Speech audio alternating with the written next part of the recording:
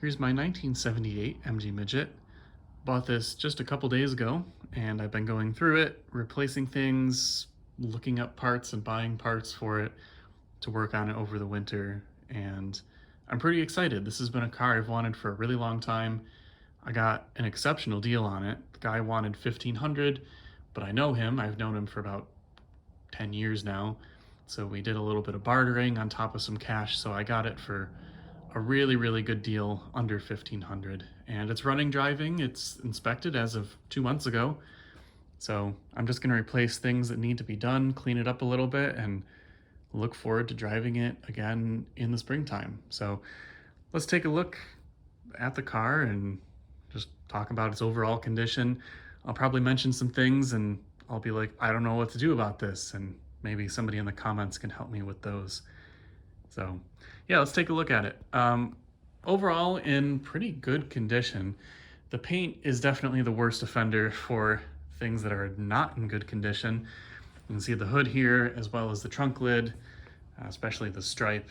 Yeah, it's all cracked and scratched and looks really bad on all the up-facing surfaces. The sides don't look bad at all. In fact, they look great. Really shiny, no cracking on that stripe, but on the top, not so great. I might fix that someday if I get somebody who wants to paint it. It's already been repainted at least once. This started out as a carmine red MG, but now I think it's been repainted something like Brooklyn's green, but not Brooklyn's green. I don't know. It wasn't a great repaint. There's a lot of overspray. It doesn't look amazing, but that was probably 30 plus years ago, so it makes sense it's faded, and that's all right. But the condition otherwise is pretty good, and it's kind of what you'd expect for something that hasn't been restored. It's just been driven. Little things that need to be replaced are, these headrest covers. I found a set for $10 for the pair of them, and they're fitted for this style of headrest. So I'm gonna do that. I tried sewing that one back together, and then the stitching, it just ripped through. There's no saving it. So I just bought some new covers. I'll throw them on and make that look better. I bought a kit of rubber gaskets and seals to seal up all the things like around here, around the, oh, well that, I guess that just comes off. It's a good thing I, did that before I drove it around too much, but yeah, this is rock hard.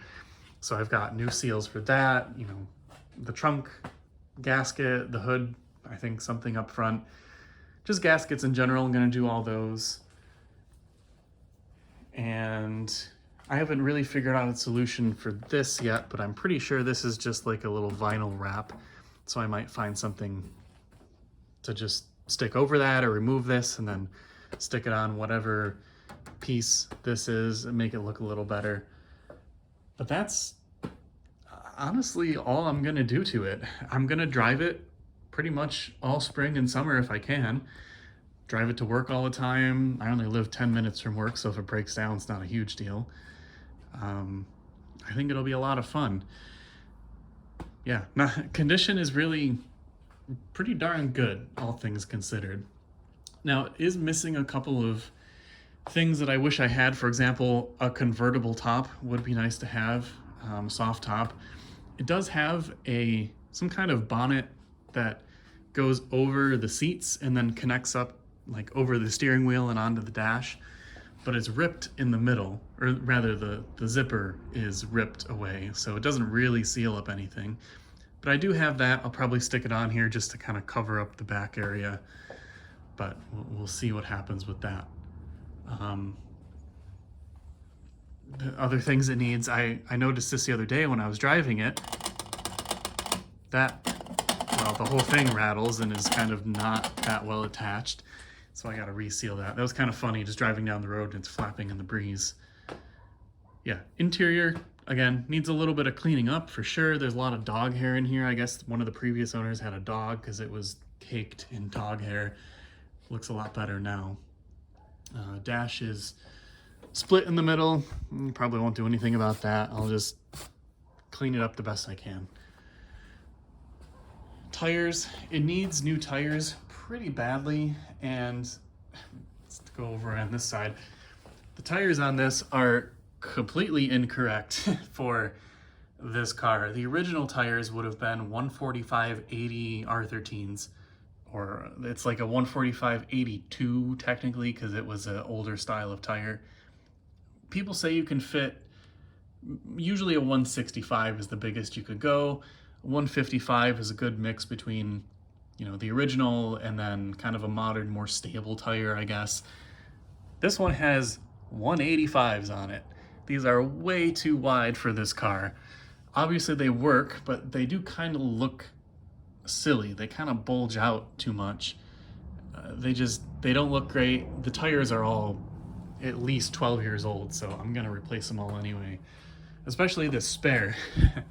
The spare I think is like 24 years old and it doesn't hold any air. It's so dry rotted and awful. So I'll be picking up new tires for that probably in the springtime, make this thing ride a little better and won't risk any punctures. A couple things missing. I have all this. There's the kind of the side marker right here, the turn signal. I've got that over here. I bought new lenses for the reverse lamps, and I didn't do them for the side ones because even though they're kind of beat up, they look fine. But I did buy new bulbs because a couple of the bulbs were gone. So I'll be replacing this, putting it back together. Just gonna do bulbs because it was like $10 for 10 bulbs. So I just bought all the bulbs I needed and I'll throw them in there. So yeah, that's kind of the cosmetic condition of it. Mechanically, it's pretty all right. Now, there we go. It's not bad. I will say it is not bad. It runs and drives. It needs a tune-up. I think it had some pretty old gas in there, so I've taken it around the neighborhood a couple times, but I think I just need to drain the tank and then put fresh gas in there, because it doesn't run that well. Also, the carb definitely needs to be rebuilt and tuned up. It's leaking a tiny bit if you let it sit for, I don't know, a couple weeks at a time.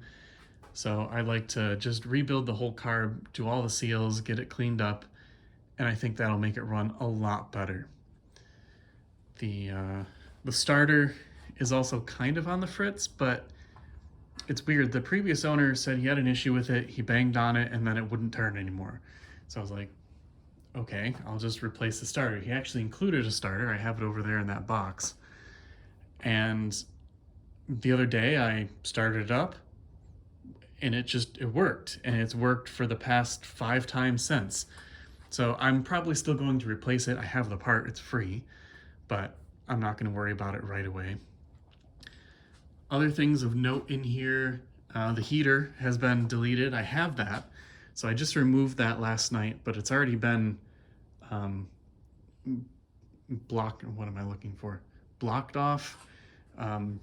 It's capped off. That's been, I think that's part of the heater right there, that yellow cap. It's been disconnected by somebody other than me, probably like 10, 15 years ago. So it's made it this far. I'm assuming they've done it properly. So I just took that out last night to give a little more room in the engine bay since it's not going to be used by me. I'm only going to drive it in the summertime and when it's warm out. So I took that out last night. Just in general cleaned up all the wiring, the engine bay. You probably couldn't tell, but I did definitely clean it up, vacuumed it out, wiped down a couple things, tidied up wires. There's a couple wires in here that have been added or replaced over the years and things kind of got messy. So I cleaned all that up, zip tied things down, just made it look better in general. There's an infinite amount of work that I could do in here, but it really doesn't need that much. The big things it needs are a valve cover gasket that's starting to leak and the oil pan gasket also. So I've ordered an oil pan gasket. I have a valve cover gasket because the previous owner was going to replace it with this chrome one, which I might do. I think that would be kind of fun. I guess it looks, I don't know, I think it will look kind of out of place because it's so shiny compared to everything else, but we'll see. And yeah, I just want to go through it overall and remove the redundant stuff, which I pretty much did last night, and then replace anything that's leaking badly, and then drive it and see what happens. So that is the plan for this. Yeah, this is the first time I've worked on such a small engine. I had a 94 or a 93 Miata, which was a little more complex because there's computer systems involved. This is just what you see is what you get, and I really appreciate that. It took me 2 hours to just clean up the engine bay, tidy it up, rewire stuff. So easy. I'm really looking forward to that part of this car. Yeah, fixing it. I'm actually looking forward to fixing this car. So that's great. Oh, the other, there is one mechanical fault. I remembered this now. The synchro for second gear is a little bit crunchy.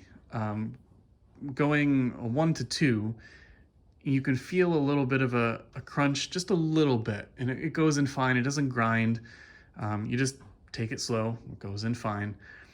But downshifting into second, that is the tricky thing. I think I'm going to really have to get used to downshifting into second on this car.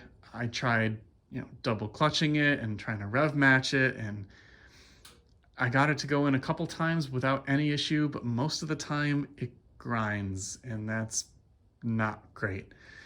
Part of that is probably because I haven't driven a manual car in 4 years. My last one was the Miata.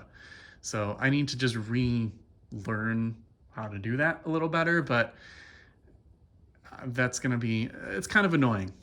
Coming up to a part where you have to slow down, but you're going too fast for first, but you don't want to go in third because the revs are too low. I'll have to live with it. Fortunately, my neighbor is actually a mechanic, and I know that he could rebuild it for me if I wanted to. And I know some other people who could do it.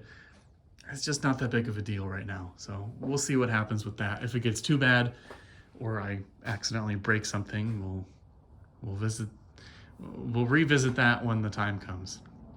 So that's it. That's the MG Midget. I had it for, again, a couple days, so I'm not too familiar with it, but I've done plenty of research on all the things that are wrong and how to fix them. So I'm hoping before it gets consistently too cold here, I will be able to fix some of those things and then kind of pack it away off to the side of the garage for the winter, bring it back out when it's warm, and enjoy it. So that is all I've got. If you have any questions, comments, suggestions for things I should be doing to this, please let me know. It is currently 2024, almost 2025, so if you're watching this 10 years down the road, I might not have this anymore, but your comments are still appreciated. So thank you all very much for watching, and we'll see you in the next video.